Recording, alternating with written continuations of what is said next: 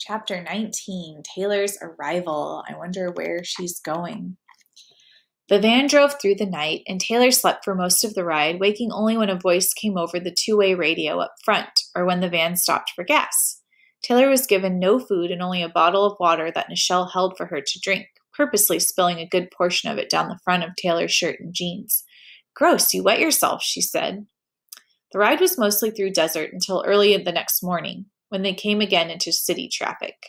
Around 2 p.m., the van pulled into a driveway with a guard booth and a tall gate lined with razor wire. The driver rolled down his window and showed the guard a badge, and the gate opened. They drove around to the back of the building where a large overhead garage door lifted and the van pulled inside. When the overhead door had closed behind them, the men climbed out and one of them opened the side door. Nichelle stepped out, then leaned against the van, stretching her legs. "Hurry this up. I have to pee."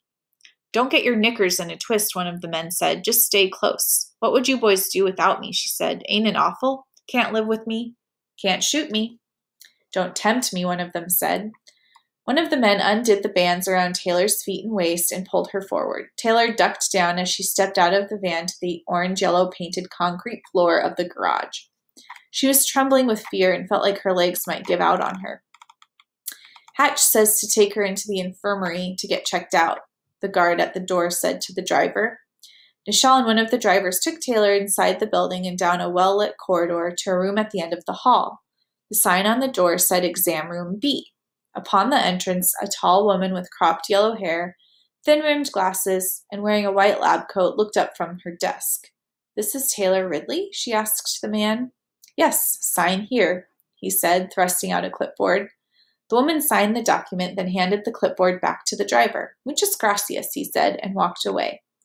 The doctor looked up at Taylor. "So you're Taylor?" Taylor swallowed. "Yes, ma'am. Where am I?" "I'll ask the questions," she said sharply. "You're in my office. I'm Dr. Parker, the resident physician at the Elgin Academy."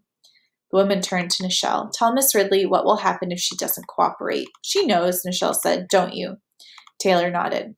The doctor walked up to Taylor and cut off her plastic cuffs with a pair of surgical scissors.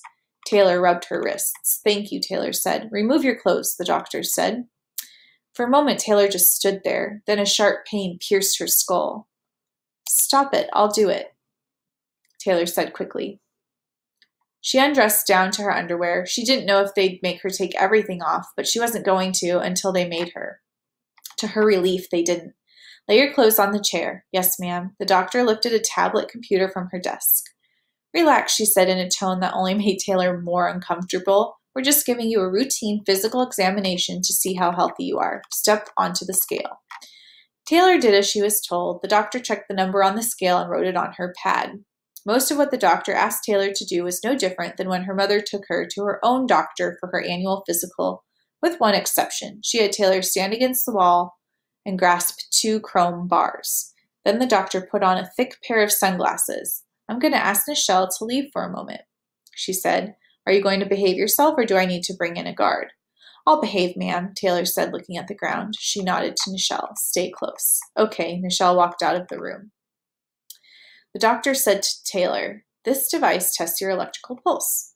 Taylor remained silent as the doctor attached sensors to Taylor's body. After a moment, the doctor explained. "The electric children have a secondary pulse. Actually, it's more like an EKG. I made Nichelle leave because she distorts the readings." When the doctor was done running the test, she punched a series of numbers into a machine that spit out a roll of paper.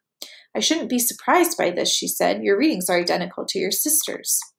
"I don't have a sister," Taylor said. The doctor looked at her with a peculiar smile but said nothing.